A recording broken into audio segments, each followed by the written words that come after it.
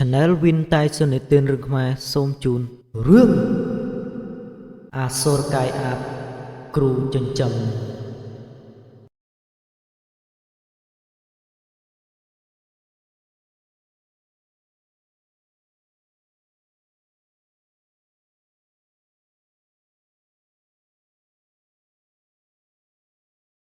ភូមិមួយដែលមានមនុស្សម្នា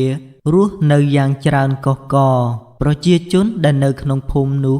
រស់នៅយ៉ាងសុខសាន្តឥតមានអ្វីមករំខានឬអុកឡុកអ្នកភូមិនោះឡើយ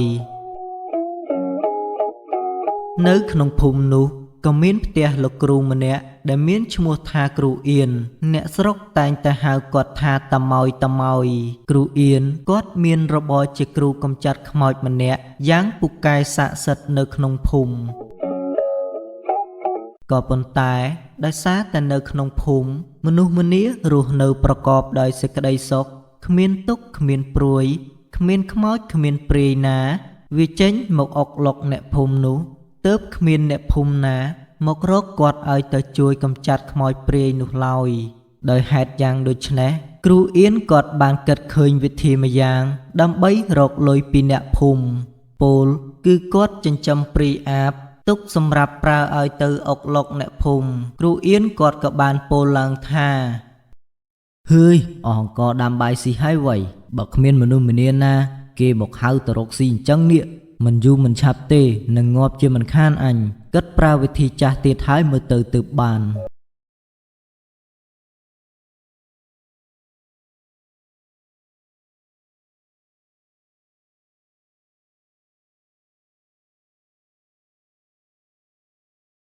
ខ្មោចព្រាយអាបឲ្យមកប្រមូលផ្ដុំគ្នានៅនឹងព្រៃក្រោយផ្ទះគាត់គ្រូអៀនគាត់សូត្របាលីអ្វីក៏មិនដឹងឃើញតែមាត់ជីបអូចខណៈនោះពពកក៏ចាប់ផ្ដើមប្រមូលផ្ដុំគ្នាខ្មួលខ្មាញ់អមជាមួយនឹងសំឡេងខ្យល់បក់មកយ៉ាងខ្លាំងសំឡេងឆ្កែលូក៏បានបន្លឺឡើងនៅម្ដុំក្បែរនោះយ៉ាងកងរំពងវេលានោះក៏មានភ្លើងហោះមកជាច្រើនមានក្រហមខៀវបៃតងគ្រប់ទិសទីហោះមកធ្លាក់រលត់នៅនឹងមុខគ្រូអៀនវិញ្ញាណខ្មោចព្រាយអាបទាំងនោះពួកវាក៏សួរទៅគ្រូអៀនឡើងថាលោកគ្រូហៅពួកខ្ញុំមកមានការអ្វីដែរតែអញហៅគឺមានការហើយវៃពេលនោះគ្រូអៀនគាត់ក៏បាននិយាយដាក់លក្ខខណ្ឌទៅកាន់វិញ្ញាណទាំងនោះថាពួកឯងធ្វើយ៉ាងណាទៅអុកឡុកអ្នកភូមិទាំងនោះឲ្យចាស់ដៃតែម្ដងទៅតែកុំសម្លាប់ពួកគេណាគ្រាន់តែធ្វើឲ្យពួកគេខ្លាចទៅបានហើយតែពួកគេខ្លាចនោះមនុស្សទាំងនោះគេនឹងមករកយើងឲ្យទៅកម្ចាត់ពួកឯងចេញហើយនឹងទទួលបានលាភសក្ការៈច្រើនជាមិនខានបើគម្រោងនេះបានសម្រេចយើងនឹងដាក់សំណែនសែនម្ហូបឆ្ងាញ់ឲ្យទៅពួកឯងស៊ីណាពពួកខ្មោចព្រាយអាបទាំងនោះវាឮគ្រូអៀននិយាយដូច្នេះហើយពួកវាក៏ព្រមតាមគាត់ទៅដោយការស្រែកឃ្លានជាយូរណាស់មកហើយអញ្ចឹងពួកឯងឆាប់ចេញទៅក្នុងភូមិតែម្ដងទៅស្រស់ស្រួលគ្នាហើយវិញ្ញាណទាំងនោះក៏បានហោះបំបីផ្លូវគ្នាចូលទៅក្នុងភូមិបាត់ទៅ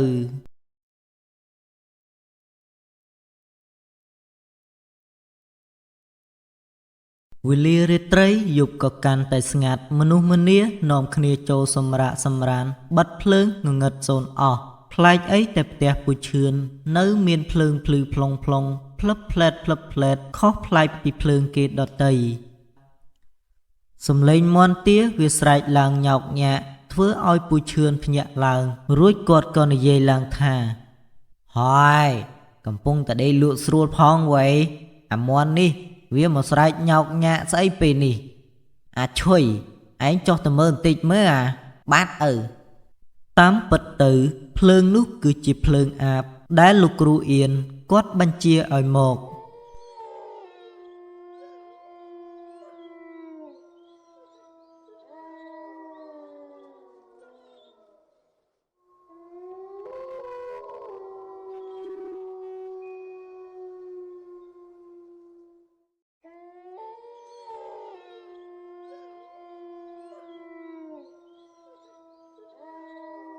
នាយឈុយក៏បានចុះមកពីលើផ្ទះទាំងដែលភ្នែកបើកមិនចង់រួច ពេលគេបើកភ្នែកឡើងស្រាប់តែឃើញអាបវាកំពុងតែចាប់មាន់ទាវាស៊ីងាប់រេលពេញដីនោះវាបានត្រឹមឈរសំកាំងខ្លួនសម្លឹងទៅមើលអាបនោះរីឯអាបវាមានសក់វែងពោះវៀនធ្លាក់រត់តាយមកក្រោមភ្នែកក្រហមថ្លានាយឈុយបានឃើញហើយវាក៏បានស្រែកមួយទំហឹងឡើងថាឪអាបវាមកស៊ីមាន់ទាយើងហើយឪនាយឈុយគេមិនចាំយូរនោះទេក៏ចាប់ទាញបានបន្លាលពាក់មួយដើមដែលនៅក្បែរដៃនោះរួចក៏ដេញវាយអាបនោះតែម្ដងអាបនោះឃើញនាយឈុយទាញរំពាត់បែបនេះហើយវាហោះចេញពីទ្រុងមាន់យ៉ាងលឿនសំដៅទៅវាស្រែខាង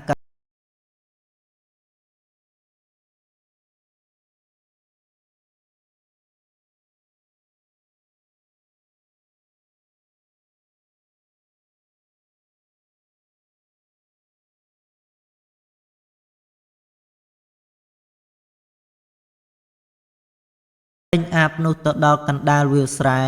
យូរទៅកាន់តែឆ្ងាយទៅដោយហេតុគេមកម្នាក់ឯងផងវាក៏បាននិយាយឡើងថា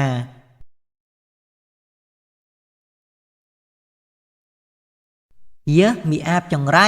ហ៊ានមកស៊ីមាន់ទាអញដល់ផ្ទះផងនាងនេះរត់លឿនជាងកំជ្រួចទៅទៀតវៃកុំអីអញកាត់យកពោះវៀននឹងឯងទៅស្ងោរស៊ីតែម្ដង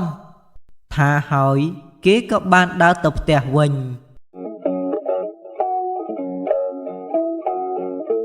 ដើរដល់ពាក់កណ្ដាលផ្លូវភ្លាមនោះមានសំឡេងមួយបាននិយាយឡើងថាឈប់សិននាយឈុយក៏បានឈប់រួចងាកមកក្រោយខណៈនោះគេក៏បានឃើញបុរសម្នាក់មានរាងខ្ពស់ក្បាលទំពេកភ្នែកលៀនធំរីឯដៃជើងក្រចកវិញវែងសម្លឹងមករកគេអសុរកាយនោះវាក៏បាននិទានឡើងថាឯងឆាប់ចូលមកនេះមកឲ្យយើងស៊ីពោះវៀនឯងតាមស្រួលមកយើងឃ្លានណាស់អីអាព្រាយបាយថ្នាំនេះវាបាយថ្នាំមកពីណាវាចង់ស៊ីពោះវៀនអញមិនភ្លើទេវើយអញទៅហើយនាយឈុយគេរត់ទៅផ្ទះវិញយ៉ាងលឿនពេលទៅដល់ផ្ទះវិញគេក៏បានរៀបរាប់ប្រាប់រឿងរ៉ាវទៅកាន់ឪពុកគេឲ្យបានដឹងរឿងដែលគេជួបនៅតាមផ្លូវ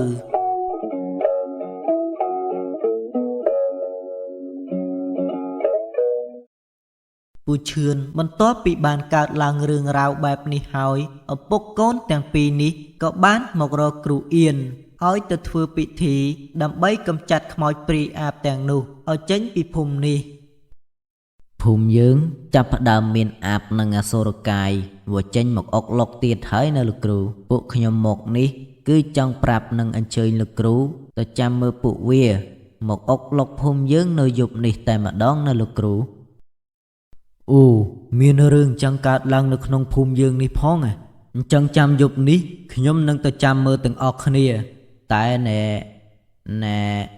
តើតើមានតំណឹបខ្លះទើបបារមីគ្រូនេះស័ក្តិសិទ្ធណាមិនច្រើនទេត្រឹមតែ 100000 ឡើងទៅបានហើយមិនអីទេលោកគ្រូរឿងតំណឹបនេះណាឲ្យតែលោកគ្រូប្រកែស័ក្តិសិទ្ធមែនចាំខ្ញុំរៃពីអ្នកភូមិឲ្យអញ្ចឹងយប់នេះលោកគ្រូទៅផ្ទះខ្ញុំទៅបាទចាំខ្ញុំទៅយប់ឡើងក៏បានមកដល់គ្រូអៀននិងអ្នកភូមិបានមកពួននៅក្បែរពាងជាប់នឹងទ្រុងមាន់ពួកគាត់បានអង្គុយចាំពពួកអសុរកាយព្រាយអាបទាំងនោះមិនដឹងយូរប៉ុន្មាននោះទេរហូតដល់យប់ជ្រៅផ្លូវស្ងាត់មនុស្សម្នាក៏បាននាំគ្នាចូលសម្រាកសម្រានបាត់អស់វេលានោះមាន់ទាវាក៏បានស្រែកញោកញាក់អសុរកាយនិងអាបវាបានមកចាប់មាន់ទាពូឈឿនស៊ីក្នុងគ្រានោះតែម្ដងគ្រូអៀនគាត់ក៏បានដើរចេញមកធ្វើដូចជាធម្មតារួចគាត់ក៏ស្រែកគំហកទៅកាន់ពួកវាថាយើអសុរកាយអនាថាពួកឯងចេញមកពីខាងណាឆាប់ចេញទៅខាងនោះវិញភ្លាមបើមិនចង់ឈឺសាច់នោះទេបានជួបនឹងយើងហើយពួកឯងធ្វើដូចជាគ្មានអារម្មណ៍ខ្លាចយើងទេឬយើងនេះណាអ្នកភូមិគ្រប់គ្នាតែងតែហៅថាគ្រូមហាស័ក្តិសិទ្ធិនឹងឯងយើងមិនខ្លាចឯងទេ មកអាគ្រូដាច់បាយចង់កំចាត់យើងមែនទេយើងមិនខ្លាចឯងនោះទេ បានយើងនឹងសូត្របាលីកំចាត់ពួកឯងតែម្ដងអូមហាសទ្ធីស្វាហយៈយៈហៃគុតស្វាហៃគុតយៈអូមហាសសិទ្ធមហាសសិទ្ធភាំងអូមហាសសិទ្ធមហាសសិទ្ធភាំងយ៉ាងម៉េចហើយខ្លាចយើងហើយឬនៅ អូយខ្ញុំនៅមិនបានទេខ្លាចហើយអូយក្តៅណាស់ទៅហើយនៅមិនបានទេ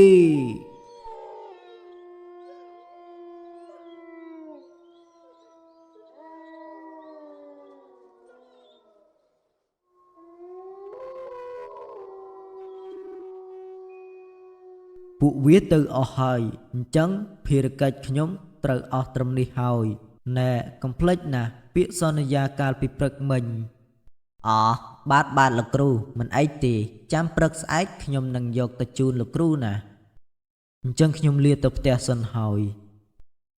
បន្ទាប់ពីដេញព្រាយអាបអសុរកាយទាំងនោះឲ្យចេញពីភូមិហើយគ្រូអៀនគាត់ក៏បានត្រឡប់ទៅផ្ទះរបស់គាត់វិញ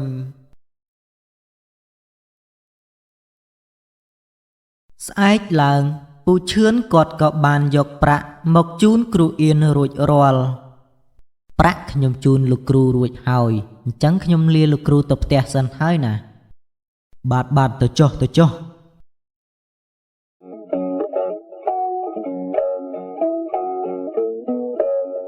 បន្ទាប់ពីគ្រូអៀនទទួលប្រាក់បានហើយគាត់បានរៀបចំចំណីឆ្ងាញ់ដាក់ឲ្យអសុរកាយវាស៊ីធ្វើតាមអ្វីដែលគាត់បានសន្យា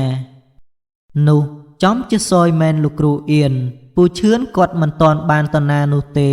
គាត់នៅចាំលបមើលគ្រូអៀននៅក្រោមដើមឈើធំមួយដើមលុះគាត់បានឃើញច្បាស់ហើយគាត់ក៏គិតថា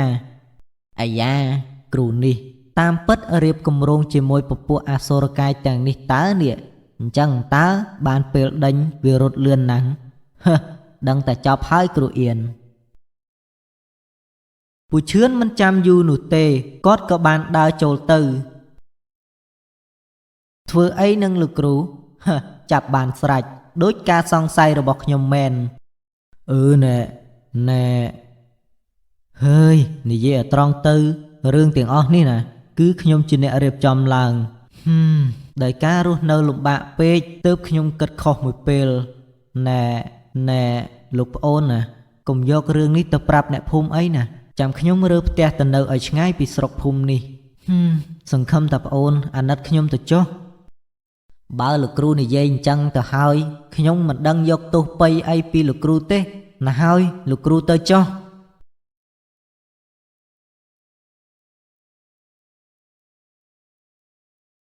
បន្ទាប់ពីគ្រូអៀនបានចាកចេញពីភូមិនេះទៅអ្នកស្រុកអ្នកភូមិរស់នៅប្រកបដោយសេចក្តីសុខក្សេមក្សាន្តតរៀងអើយលោកអ្នកទេសនាសាច់រឿងចំណងជើងអសុរកាយអាបគ្រូចិញ្ចឹមនេះក៏សូមបញ្ចប់ត្រឹមតែប៉ុណ្ណេះសូមអរគុណដល់ប្រិយមិត្តដែលនិយមតាមដាន Channel Wintai សុនគំនូជីវចលរហូតមកសូមចុចទៅលើពាក្យ Subscribe រួចដាក់សញ្ញាកណ្ដឹងដើម្បីទទួលបានវីដេអូថ្មីមុនគេសូមអរគុណនិងសូមគោរពលា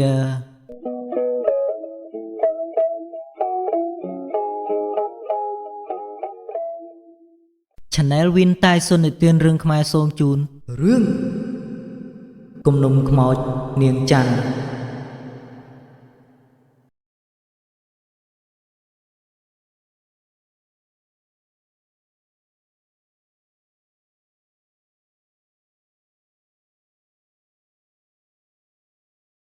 វេលាយប់មួយដ៏សែនត្រជាក់នៅក្រោមពន្លឺដួងច័ន្ទដ៏សែនភ្លឺថ្លាដែលកំពុងរះចាញ់ចាំងមកលើផ្ទះមួយខ្នងបើយើងសម្លឹងមើលទៅឲ្យចំនៅខាងមុខផ្ទះមានមនុស្សពីរនាក់កំពុងតែអង្គុយលើគ្រែជជែកគ្នាលេងដោយសារតែកូនប្រុសរបស់ពូឡនទើបត្រឡប់មកពីធ្វើការនៅឯប្រទេសថៃវិញកូនប្រុសរបស់គាត់មានឈ្មោះថានាយសិទ្ធពួកគាត់ទាំងពីរកំពុងតែជជែកគ្នាយ៉ាងរីករាយដោយសារតែកូនប្រុសរបស់គាត់បានរៀបរាប់ពីកាលដែលគាត់ធ្វើការនៅឯប្រទេសគេពេលនោះ ពិសិដ្ឋក៏បានឃើញផ្ទះដែលនៅជាប់ផ្ទះរបស់គេមានសភាពស្ងាត់ជ្រងំគួរឲ្យចម្លែករួចក៏សួរទៅឪពុកថាឪម៉េចបានផ្ទះបងចេនស្ងាត់ម្ល៉េះឪខ្ញុំទៅធ្វើការតែប្រហែលឆ្នាំសោះឪតើគាត់ជាមួយនឹងប្រពន្ធរបស់គាត់លែងនៅផ្ទះនេះទៀតមែនឪអាចេនវារត់ចោលស្រុកបាត់ទៅហើយមិនដឹងទៅដល់ទីណានោះទេរីឯប្រពន្ធរបស់វាវិញ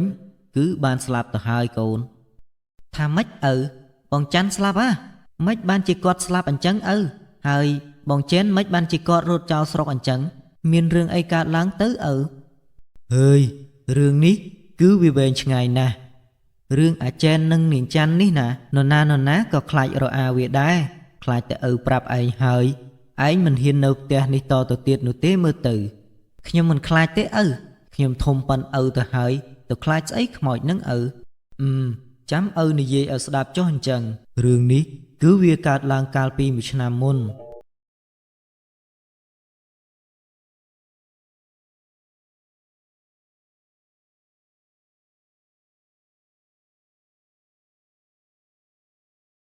អាចេនវាគឺជាមនុស្សដែលចូលចិត្តផឹកស្រាខ្លាំងណាស់តាំងពីព្រឹកទល់ល្ងាចគេតែងតែចេញទៅផឹកស៊ី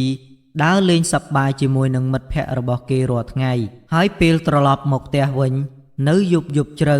ទុកបណ្ដោយឲ្យប្រពន្ធរបស់គេដែលកំពុងមានផ្ទៃពោះ5ខែទៅហើយនៅដេកចាំផ្ទះតែម្នាក់ឯង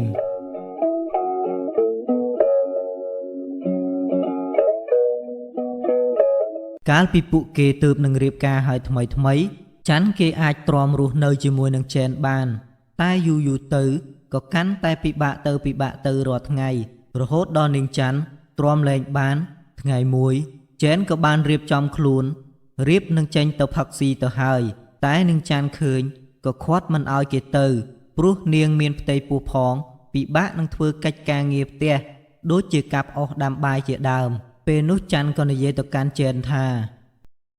កុំទៅអីបងចេះនៅផ្ទះខ្លះទៅមើលអូនពោះធំអញ្ចឹងពិបាកដងទឹកមកដាំបាយណាបងខ្ញុំខ្លាចតែរអិលជើងដួលមានគ្រោះថ្នាក់ពេលបងមិននៅផ្ទះអញ្ចឹងណាបងចាត់ទុកថាខ្ញុំសុំចិត្តបងទៅចុះកុំមកខាត់អញដល់ម៉ោងទៅផឹកស៊ីហើយបើរាល់ថ្ងៃនាងឯងធ្វើកើតចុះថ្ងៃនេះមករអិលជើងអីត្រូវនឹងថ្ងៃអញចេញទៅផឹកស៊ីនឹងកុំមករញ៉េរញ៉ៃជាមួយនឹងអញនាងច័ន្ទឮចេននិយាយដូច្នេះគេខូចចិត្តជាខ្លាំងរួចក៏និយាយទៅកាន់ចេនថាបានបងទុកស្រាសំខាន់ជាងប្រពន្ធកូនបងទៅចុះខ្ញុំនឹងចងកឲ្យស្លាប់ទោះរស់ក៏គ្មានន័យដែរបើមានប្តីញៀនស្រាដូចជាបងនេះខ្ញុំខ្មាស់គេណាស់យីគ្រាន់តែរឿងអញទៅផឹកស្រាប៉ុណ្ណឹងចង់កចង់អីក៏ចង់ទៅអញមិនខ្វល់ទេអញទៅផឹកស្រាហើយអញស្រេកណាស់ចេននឹកថាប្រពន្ធគេនិយាយលេងខ្លួនគេក៏មិនខ្វល់រួចក៏ដើរចេញ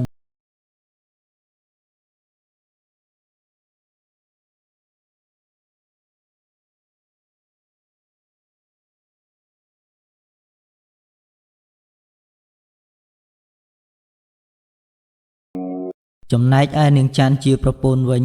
កើតមានគំនុំក្នុងចិត្តយ៉ាងខ្លាំងហើយគេក៏បានយកខ្សែមកចងកជាមួយនឹងធ្នឹមផ្ទះស្លាប់បាត់ទៅ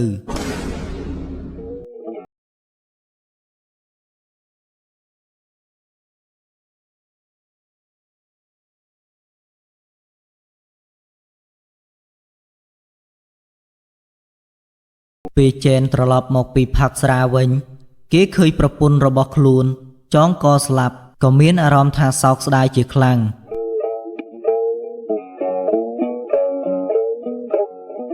ហើយក៏ស្រែកហៅអ្នកភូមិឲ្យមកជួយលើកសពប្រពន្ធដាក់ចុះគ្រប់គ្នាឃើញនាងច័ន្ទស្លាប់បែបនេះក៏មានអារម្មណ៍រន្ធត់ចិត្តជាខ្លាំងរីឯចេនបានត្រឹមយំសោកស្ដាយប្រពន្ធរបស់ខ្លួន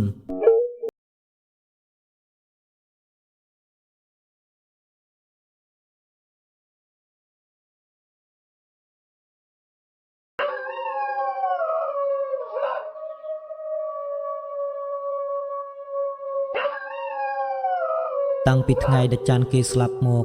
ចេនវាមិនហ៊ានមកដេកផ្ទះឡើយព្រោះខ្លាចខ្មោចប្រពន្ធរបស់ខ្លួនលុះរំលងបានប្រហែលជា1ខែ ទើបវាហ៊ានមកដេកនៅផ្ទះរបស់វាវិញ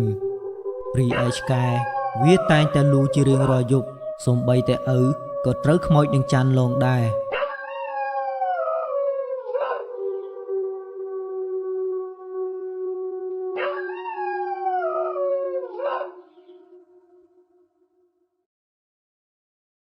យប់មួយឪកំពុងតែសម្រាននៅលើផ្ទះតែម្នាក់ឯងពេលនោះស្រាប់តែឆ្កែនៅក្រោមផ្ទះរបស់យើងវាលូឡើងត្រហឹងឪដេកមិនលក់ក៏ក្រោកទៅអោតមើលតាមមាត់ទ្វារកូនដឹងថាឪឃើញអ្វីនោះទេគឺឃើញខ្មោចនាងច័ន្ទវាកំពុងតែសម្លឹងមករកឪទាំងដែលភ្នែករបស់វាលៀនថ្លាសផ្អោងអណ្ដាតក្រហមតេងធ្លាក់សំយ៉ាក់មកក្រោមរីឯសក់របស់វាវិញ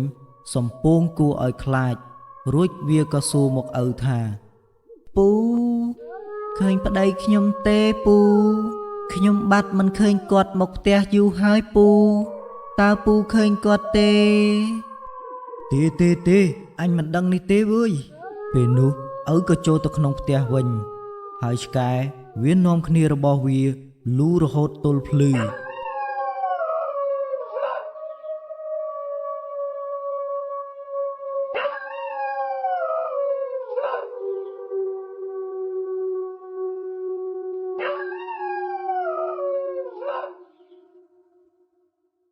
រឿងនេះគឺនៅវែងតទៅទៀតតើឯងចង់ស្ដាប់ទៀតទេសិតហើយបើឯងខ្លាចឪឈប់និយាយហើយបាទឪនិយាយទៀតមកខ្ញុំនឹងខ្លាចទេឪអញ្ចឹងចាំឪនិយាយឲ្យស្ដាប់តទៅទៀតចុះ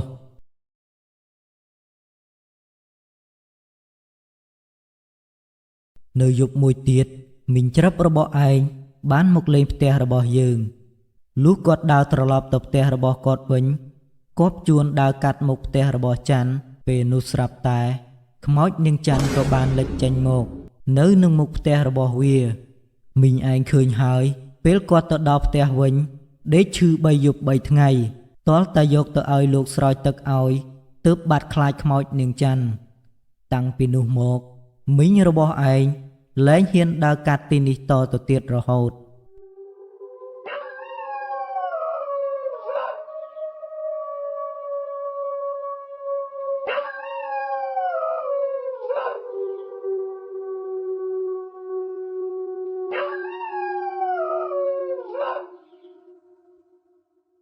ថ្ងៃមួយអាចេនវាបានមកដេកផ្ទះរបស់វាវិញតែវាមិនបានដឹងថាប្រលឹងប្រពន្ធរបស់វាបានទៅណានោះទេហើយវានៅតែផឹកស្រាដដែលខណៈពេលដែលវាកំពុងតែដេកសុកក៏បានឃើញខ្មោចនាងច័ន្ទកំពុងតែចងកនៅនឹងធ្នឹមផ្ទះដោយទឹកមុខរបស់នាងចងកំហឹងជាមួយនឹងចេនយ៉ាងខ្លាំងដែលមានអណ្ដាតធ្លាក់មកយ៉ាងវែងអន្លាយហើយក៏រលាយបាត់ទៅវិញមួយរំពេច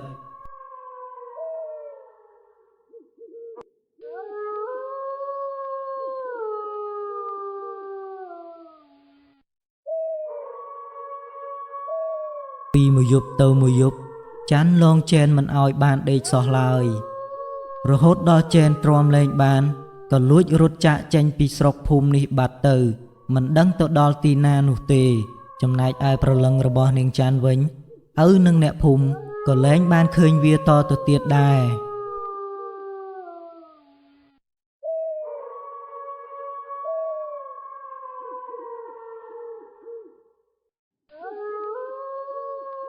លុះអស់រយៈពេលជាច្រើនខែទើបអ្នកភូមិបានប្រទះឃើញសាកសពចេនដែលដេកស្លាប់យ៉ាងអណោចអធមចេនគេស្លាប់ដោយសារតែនាងច័ន្ទតាមកាច់ករហូតដល់ស្លាប់ម្លោះហើយទើបអ្នកភូមិមិនដែលប្រទះឃើញចេននិងប្រលឹងខ្មោចរបស់នាងច័ន្ទរហូតមកដល់ពេលឥឡូវនេះហើយរឿងអាចេននិងនាងច័ន្ទគឺចប់ត្រឹមនេះឯងតោះកូនឡើងទៅដេកយើងយប់ជ្រៅហើយបាទឪសូមអរគុណប្រិយមិត្តដែលបានទស្សនាសាច់រឿងគំនុំខ្មោចនាងច័ន្ទនេះតាំងពីដើមរហូតដល់ចប់